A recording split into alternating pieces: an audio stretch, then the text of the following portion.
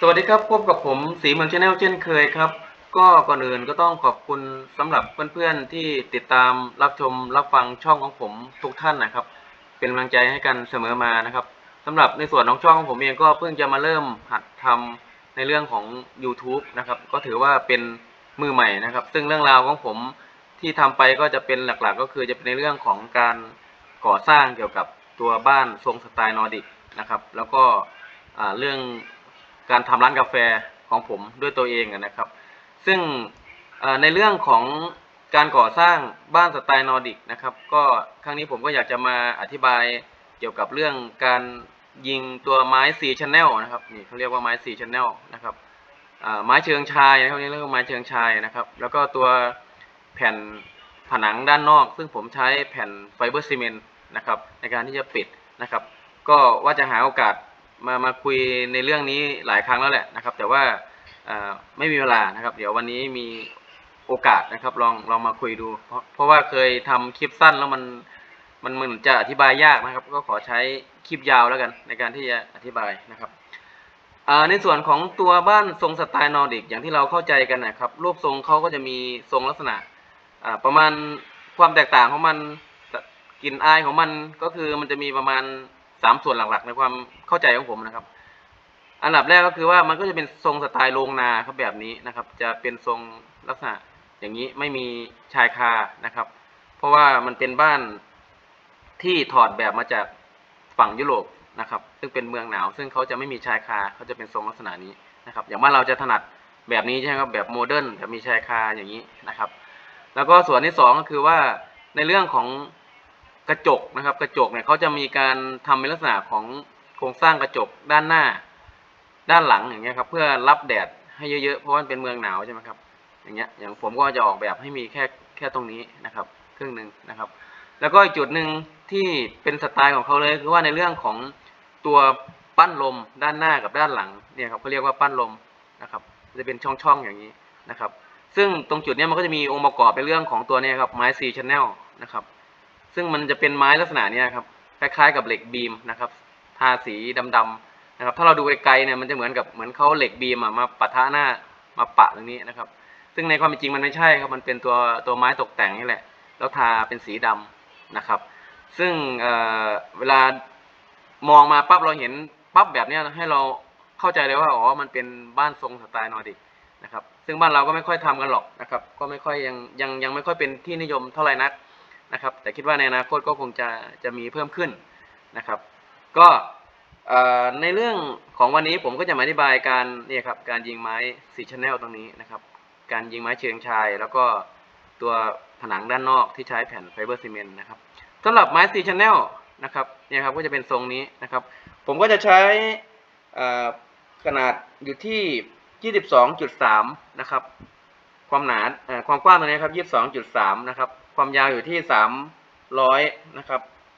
แล้วก็ความหนาอยู่ที่1.2เซนติเมตรนะครับก็ใช้ของยี่ห้อดูล่าวันนะครับเป็นสีธรรมชาตินะครับตรงนี้ซึ่งแผ่นหนึ่งเนี่ยมันตกอยู่ที่453 บาทก็ค่อนข้างที่จะมีราคาแพงพอสมควรอยู่นะครับท่อนหนึ่งมีความยาวแค่3 เมตรเนี่ยนะครับ453 บาทนะครับถ้าเทียบกับตัวนี้ครับตัวไม้เชิงชายตัวนี้ครับไม้เชิงชายตัวนี้ผมก็จะใช้ขนาดอยู่ที่20คูณ300คูณ1.6เซนติเมตรนะครับก็เป็นสีธรรมชาติเช่นเดียวกันอันนี้ก็ท่อนหนึ่งก็คือแค่185 บาทนะครับ3 เมตรอย่างเนี้ยนะครับซึ่งก็จะถูกกว่าไม้ซีชาแนลเนี่ยประมาณครึ่งต่อครึ่งเลยนะครับในเรื่องของตัวนี้ผมก็จะใช้ของตาเพชรนะครับของไม้เชิงชายตรงนี้นะครับก็จะมีการติดตรงนี้นะครับอีกจุดหนึ่งก็คือจะเป็นในเรื่องของตัวนี้ครับผนังด้านนอกตรงนี้ผมก็จะใช้แผ่นไฟเบอร์ซีเมนต์นะครับของตาเพชรเช่นเดียวกันผมก็จะใช้เป็นแบบร่องยูลายเซียนร่องยูนะครับขนาดอยู่ที่0.6คูณ2.4 เมตรหนา8 มิลลิเมตรนะครับก็มาการแปะตัวนี้นะครับก็จะเป็นนี่ครับอันนี้เป็นตัวไม้เชิงชายนะครับที่ผมอธิบายเมื่อกี้นะครับอันนี้ก็จะเป็นของตัวแผ่นไฟเบอร์ซีเมนต์นะครับซึ่งแผ่นหนึ่งเนี่ยตกอยู่ที่220 บาทนะครับก็แพงเหมือนกันนะครับก็มีการมาปิดตรงนี้นะครับที ทีนี้เรามาดูในเรื่องของตัวเนี่ยครับขั้นตอนหรือเป็นข้อที่เราควรระวังนะครับสำหรับการติดไม้ C channel ตรงนี้ครับผมแนะนำว่าให้ติดให้มีความสูงนะครับผิวตรงนี้ให้มากกว่าเหล็กแปรเนี่ยนะครับนี่คือเหล็กแปรนะครับที่เป็นเหล็กโครงสร้างก็ให้มากกว่าสูงขึ้นมาอยู่ที่ 5-10 มิลลิเมตรนะครับเหตุผลก็คือว่าให้มันดูเป็นลักษณะของเคลิร์ฟให้เกิดความสวยงามแล้วก็ส่วนหนึ่งก็คือในเรื่องของการไหลของน้ำฝนเนี่ยจะดีกว่านะครับแต่ว่าของผมเองเนี่ยมีการติดสูงแค่1มิลลิเมตรซึ่งมันค่อนข้างดูไม่ค่อยจะสูงเท่าไหร่นะครับก็เลยดูไม่ค่อยจะแตกต่างเป็นลักษณะของเคอร์ฟนิดนึงแต่ว่าก็พอดูได้ครับเหตุผลที่ทำอย่างนั้นเพราะว่าช่างเนี่ยไม่เข้าใจนะครับก็คือติดไปตามปกติเหมือนที่เขาติดเขาคิดว่าเหมือนไม้เชิงชายซึ่งมันไม่ใช่นะครับแต่ผมก็เลยไม่ได้แก้หรอกก็ให้ทำอย่างนั้นไปเลยมันเสียเวลานะครับต้องรื้อใหม่นะครับแล้วก็ในส่วนของตัวนี้ครับคือไม้เชิงชายเนี่ยก็ติดให้มันต่ำกว่าหรือเสมอกับเหล็กแปรนะครับอันนี้เป็นเรื่องปกติเพราะว่าเราจะใช้ครอบในการปิดอยู่แล้วนะครับซึ่งข้อแตกต่างระหว่าง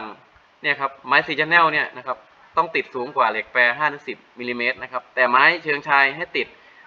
ต่ำกว่าหรือเสมอแปรนะครับอันนี้ก็เป็นความเข้าใจที่เราต้องรู้เรื่องนี้ด้วยนะครับแล้วก็อีกตัวหนึ่งก็คือตัวนี้ครับแผ่นผนังด้านนอกที่ผมใช้แผ่นไฟเบอร์ซีเมนต์เนี่ยนะครับปิดเนี่ยก็อันนี้ก็ไม่มีอะไรก็แค่ตัดแล้วก็ปิดนะครับให้มันรอยต่อให้มันสนิทกันแค่นั้นนะครับแล้วก็ยิงสกรูอันนี้ก็ไม่ได้มีอะไรเป็นพิเศษเพียงแต่ว่าต้องตัดให้มันตรงนะครับแล้วก็ให้มันไม่มีปัญหาเรื่องพวกรอยพวกอะไรต่างๆนะครับอันนี้ก็เป็นลักษณะของการปิดผนังด้านนอกลักษณะนี้นะครับนี่ก็จะเป็นในส่วนของด้านหลังครับด้านหลังผมก็จะทำลักษณะเดียวกันก็คือเนี่ยครับใช้ไม้4 channel นะครับปิดด้านหลังตรงนี้นะครับแล้วก็ตรงนี้ก็จะเป็นตัวแผ่นไฟเบอร์ซีเมนต์นะครับในการปิดด้านหลังนะครับส่วนตรงนี้ก็ผมก็จะใช้ตัวมิทัลชีทนะครับในการปิดเพราะว่าด้านหลังเนี่ยไม่ต้องโชว์มากนะครับเอาไว้ด้านหลังไม่เหมือนด้านหน้านะครับก็เลยต้องใช้แผ่นมิทัลชีทปิดผมก็จะใช้แผ่นมิทัลชีทหนา 0.35 มิลลิเมตรสีดำด้านปิดนะครับตรงนี้นะครับสีดำด้านนะครับปิดทั้งหมดอันนี้ก็จะเป็นตัวไม้เชิงชายนะครับก็จะอยู่ด้านหลังปิดนะครับนี่ครับจะเป็นทรงนี้นะครับซึ่งมันก็จะเห็นถึงความแตกต่างว่าตัวบ้านเนี่ยเราก็จะใช้เป็นตัวไม้C channel ปิดนะครับส่วนตัวโรงจอดรถเนี่ยก็จะเป็นแค่ไม้เชิงชายนะครับให้มันมีความแตกต่างกันนิดหนึ่งนะครับครับก็สำหรับผมวันนี้ผมก็อธิบายในเรื่องของการติดไม้C channel ไม้เชิงชายแล้วก็แผ่นผนังด้านนอกนะครับก็จะเป็นทรงนี้ครับก็คิดว่าน่าจะเป็นข้อมูลพื้นฐานคร่าวๆให้เพื่อนๆลองนำไปพิจารณาในการที่จะทำการก่อสร้างบ้านทรงลักษณะนี้นะครับหรือว่าจะเอาไปแอพพลายใช้ในการก่อสร้างแบบอื่นดูนะครับซึ่งก็ต้องขอบคุณมากครับสำหรับการติดตามรับชมรับฟังนะครับเดี๋ยวถ้ามีในเรื่องของคลิปอะไรที่น่าสนใจเดี๋ยวผมจะมาอัปเดตให้เพื่อนๆได้รับชมรับฟังกันอีกทีหนึ่งนะครับสำหรับวันนี้ขอบคุณมากครับ